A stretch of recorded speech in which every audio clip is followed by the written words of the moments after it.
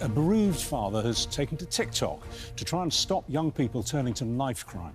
Martin and Tara Costa's son, Charlie, was only 17 when he went to a party but never came home. He was stabbed in front of his friends and died just 2 days later. As Charlie lay in hospital, his devastated mum and dad promised him they would educate young people about the dangers of knife crime, and boy, are they doing it. And here's how. It's such a senseless crime. 3, 4, maybe 5 seconds max worth of actions that causes devastation. And he's guilty on both counts.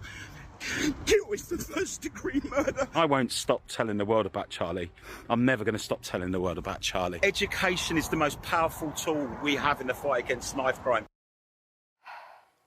Well, Martin and Tara Costa join us now. I know it's hard to see Martin's face there, but Martin, you in particular, see Charlie's face, I should say, but you in particular, Martin, you've really gone for this, haven't you? Yeah. You can see your passion, and you're reaching tens of thousands of youngsters. Yeah, I mean, some of the videos have had millions of views, and my intention was nothing more than... It was a coping mechanism for me. I think, you know, when I saw Charlie fighting for his life in intensive care, he was critically unwell, and one of my ways of communicating with him was talking into my screen. I felt close to him, and it was some time after Charlie died that I took to TikTok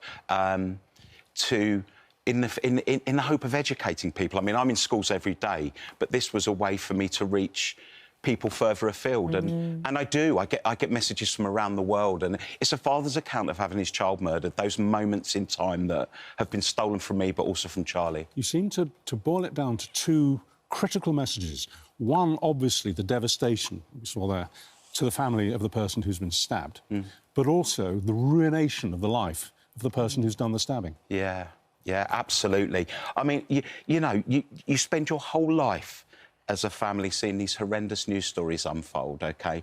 And you think, there, but for the grace of God go I. It's never going to be us until someone's knocking on your door. Yeah. And Charlie was such a special young man, and you know, people used to say about Charlie, we just clicked. And he deserves a legacy. He'd have done very well in this life. He was very happy in life.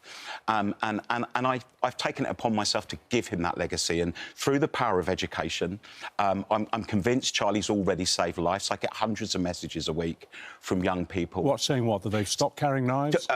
That they stop carrying knives. They know how to report knife carriers. I signpost them to an organisation called Fearless, which enables young people to report knife carriers 100% anonymously. As parents, you didn't even know that there were kids at Charlie's school who were carrying it.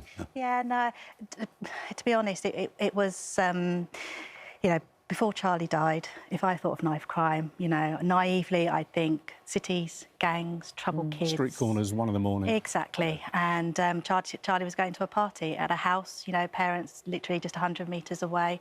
You know, we thought he'd be safe there. But, you know, obviously, since Charlie's died, we've realised it is all those things. It is all the gangs and the cities and the troubled kids. But it is so much more than that. And actually, you know, kids are... It's important to say the majority of children are not carrying knives. They don't want to go out and scare people. 99% of children don't. But there is a knife crime problem, and it's, you know, one of the things we learnt about when during Charlie's trial was that there were several young people at that party that knew there was a knife there, but they didn't do anything about it. Now, we don't blame those children, you know, it would have been a very scary time for them as well, but we can't help thinking if they'd have had that education that Martin is doing through Charlie's promise, that one of them might have said something, one of them might have gone to the parent in the house and said, I've heard there's a knife here, and she would have stopped the party, and Charlie might still be here. Because 1% of a problem causes huge damage, and 100% of a problem for you. Yeah. Yes, absolutely. One life is too many, you know. And we live in a country where the reality is knife crime's grown over 80% in the last 10 years, and yet schools still have a choice as to whether they teach it. I've spoken to primary school children. Out of the 50,000 children that I've spoken to 5,000 8-year-olds, so key stage 2. At this age, they're young. they're inquisitive, they want to learn, they want to feel safe. Let's get it on the curriculum. You know, I've been campaigning for that as a father. And you say that this TikTok campaign is a sort of post-trauma therapy for you. Yeah. I was incredibly moved to read last night when I was reading about you both that you still message him every day, don't you? Yeah. What? I send him a message just to tell him I love him every morning. Every day? Every What, morning. on Twitter? On WhatsApp. That's how Charlie and I communicated on WhatsApp. And that helps you to do that? It does. It just, yeah.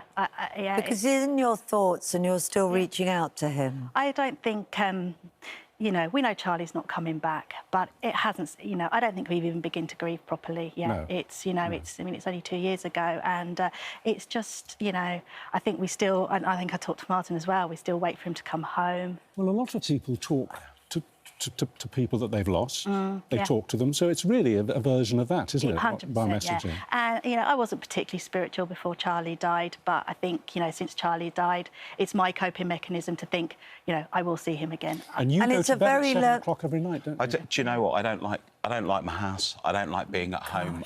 Unless I'm doing evening talks, I go to bed at 7 o'clock every night. Yeah, I You can't sit in the lounge. Charlie not being there. Yeah, I see him everywhere. Whereas for Tara, that brings I don't know if it's fair to say comfort, a bit of comfort. Bit of comfort being in the house. For me, yeah.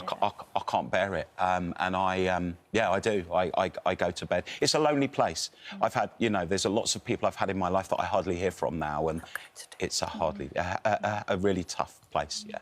Look, your absolute energy in doing good with Charlie's Promise is incredible, but I know for you it doesn't take away the pain, and that's part of the message you want to send to people, isn't it?